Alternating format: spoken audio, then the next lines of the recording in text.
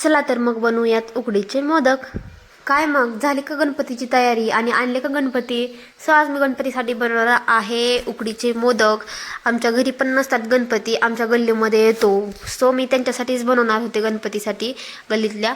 मी तर सारण वगैरे मस्त बनवून घेतलं, वेलची पूड वगैरे टाकून घेतली आणि इकडं मी तांदळाचं पीठही हटून घेतलं आणि त्याला मस्त तिमून घेतलं आणि त्याचे मोदक बनवायला चालू केले। छान असे मोदक बनवून घेतले, त्यातले काही मोदक आमच्या आईने बनवले आणि काही मोदक मी बनवले। तो मी असे स्टीम वगैरे बनवून करून घेतले मोदक आणि असे झाले होते, तर खूप छान वास तर येत होता। पण गणपतीला मला नैवेद्य दाखवायचा होता, त्यासाठी आम्ही तयार झालो, कारण गणपती आलेला होता पण पावसानं आमच्या हजेरी लावली, त्यामुळे आरतीसाठी खूप उशीर झाला। सो संध्याकाळून गल्ली गल्लीतले गणपती चालू होते यायला आणि एवढा गाजावाजा होता की हे दिवसच वेगळे असतात गणपतीतले।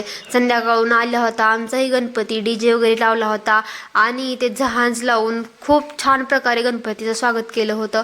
आमच्या गल्लीतलाही गणपती आला, आम्ही संध्याकाळून त्याला नैवेद्य दाखवला, आरती चालू होती आणि आरती आम्ही अंधारातच केली, पाऊस चालू होता आणि अशा प्रकारे आजचा दिवस गेला। सो भेटू उद्याच्या ब्लॉगमध्ये।